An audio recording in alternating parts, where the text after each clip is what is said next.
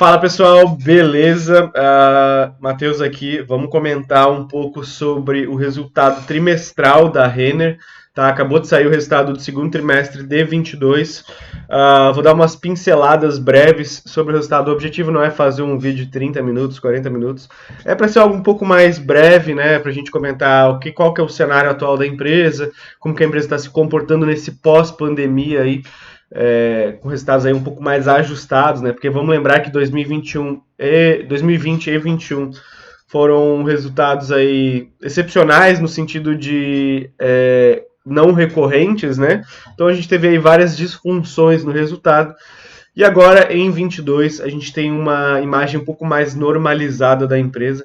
Então vamos entender qual que é esse novo cenário, né? Desse novo cenário pós-pandemia para Renner, tá? Já vou adiantando para vocês que ela voltou a crescer bastante do que era o pré-pandemia, tá? Vamos dar uma de novo, né? Não quero ser um vídeo muito longo, mas vamos entender. Já queria pedir para você se inscrever no canal, tá? Deixar aquele joinha.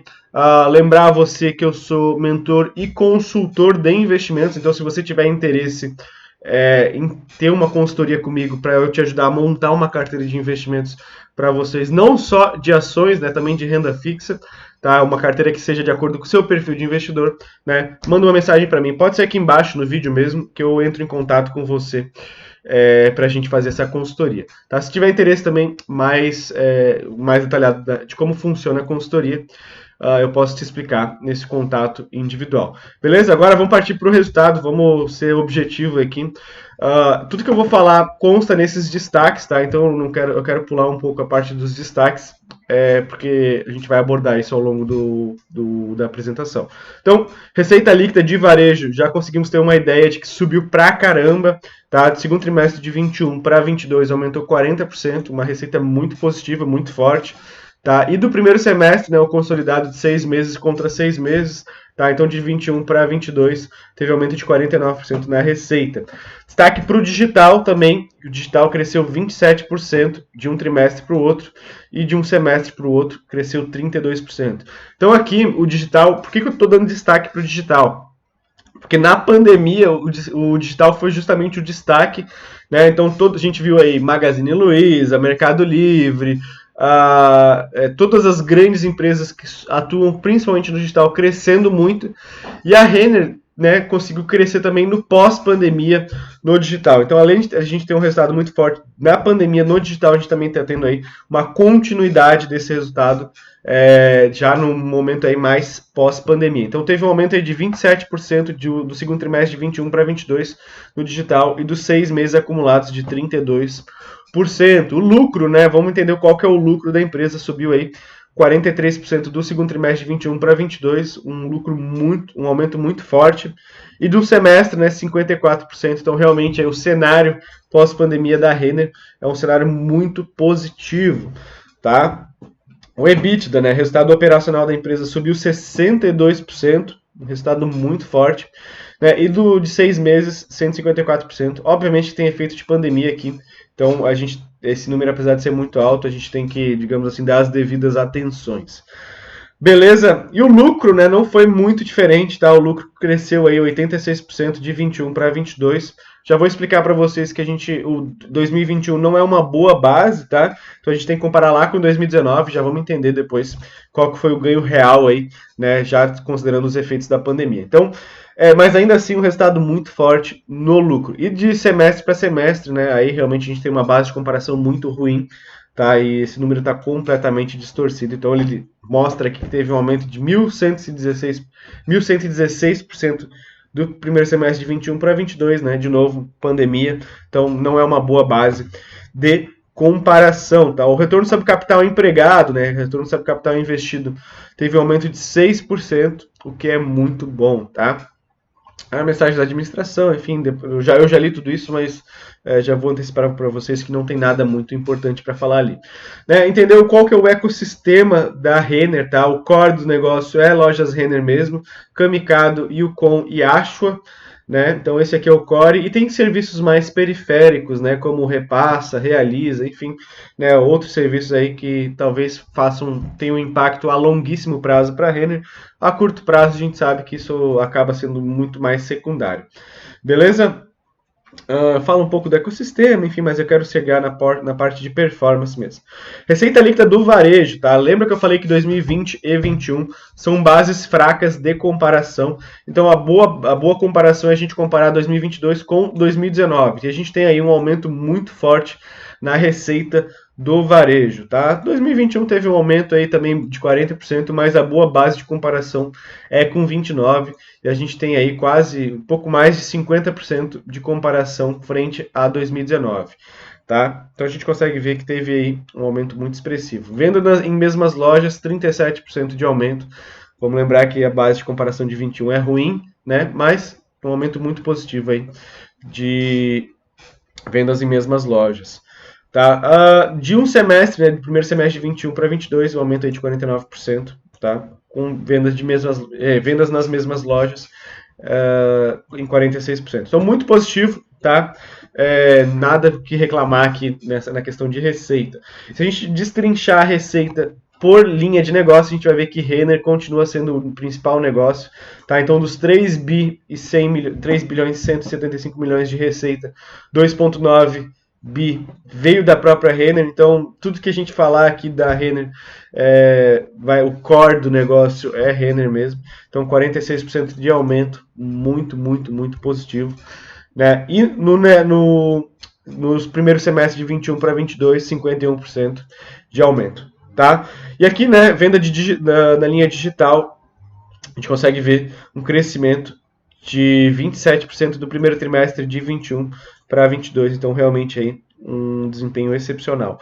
O lucro bruto não está sendo muito diferente de tudo que eu venho falando até agora, tá? 43%, desculpa, de aumento de 21 para 22.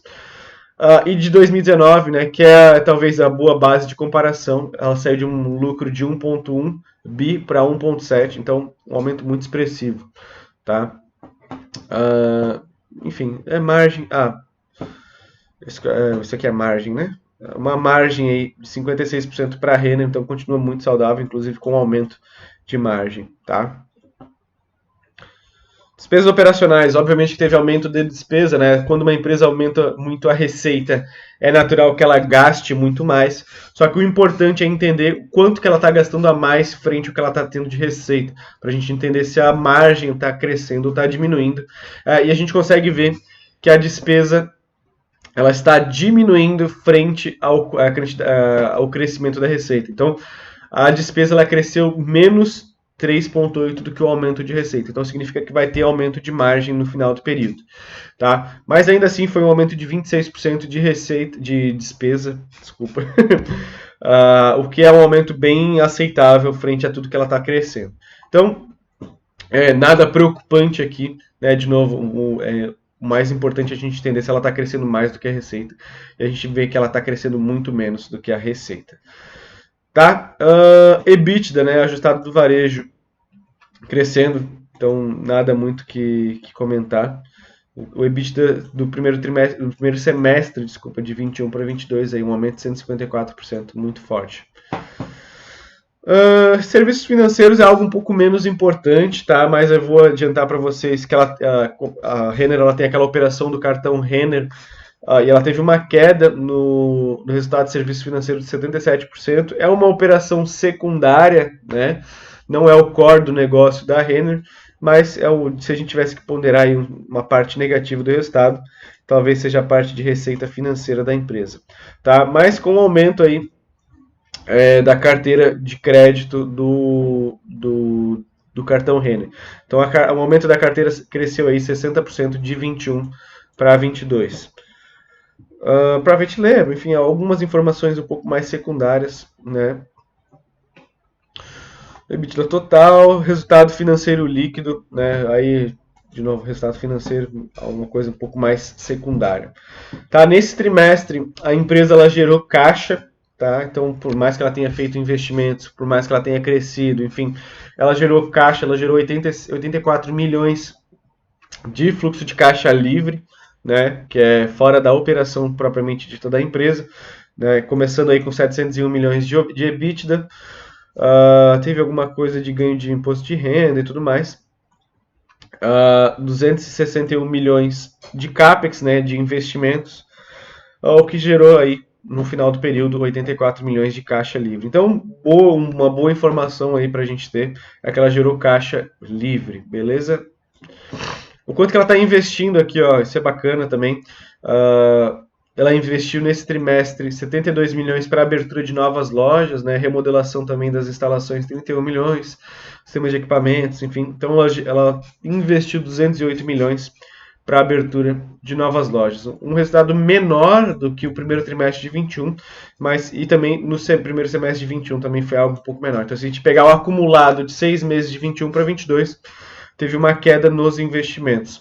Tá? É importante entender que quando a gente fala de investimento, a gente está falando de resultado futuro.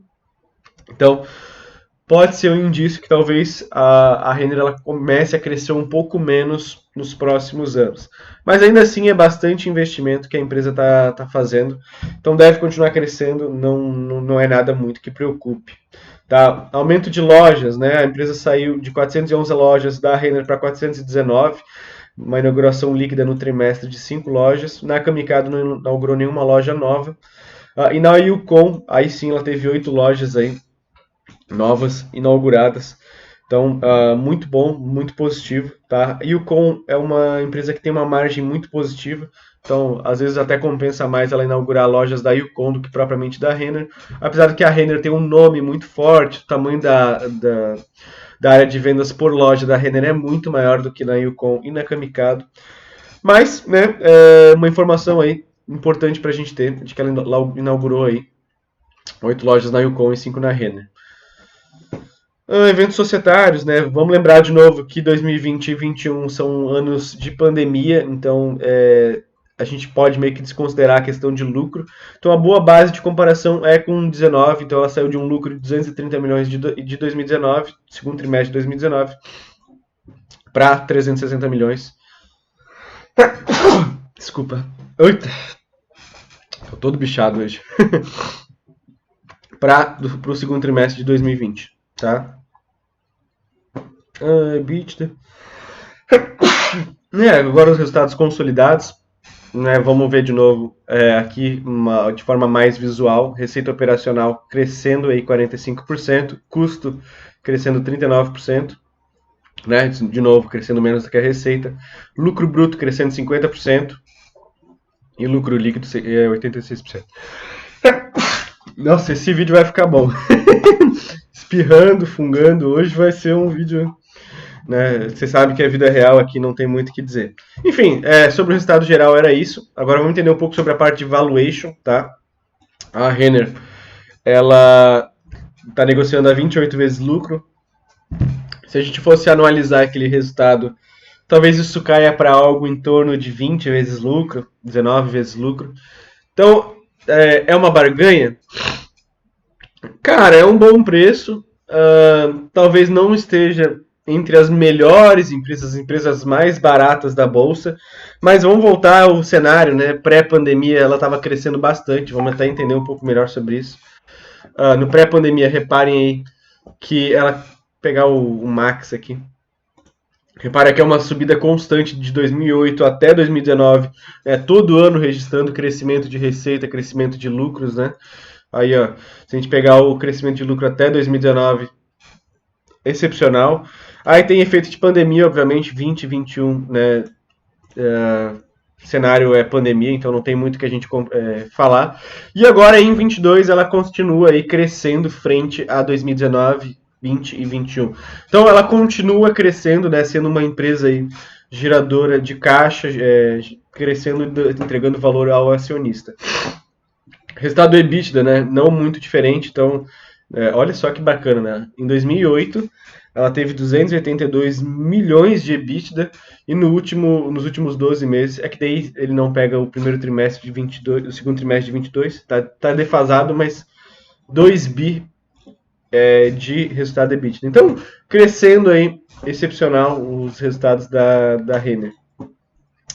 Então, se tá barato ou não, cara, acho que tá barato. Historicamente, é uma empresa que ela negocia a patamares um pouco mais altos. Pode ser uma boa oportunidade. Acho que não é, talvez, a melhor oportunidade da bolsa no momento. Eu só abro isso para os clientes da consultoria.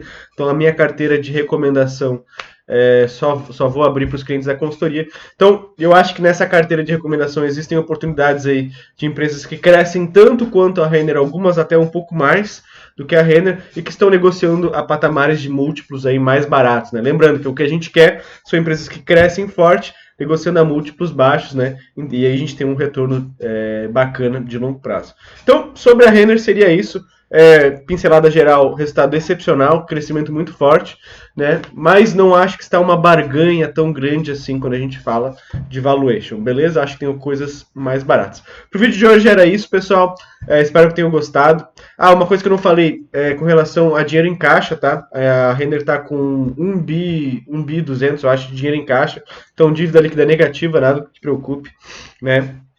Então, pro vídeo de hoje era isso. Espero que tenham gostado. Não esquece de se inscrever e mandar mensagem para mim se você tiver interesse na mentoria ou consultoria de investimentos. Muito obrigado e até a próxima.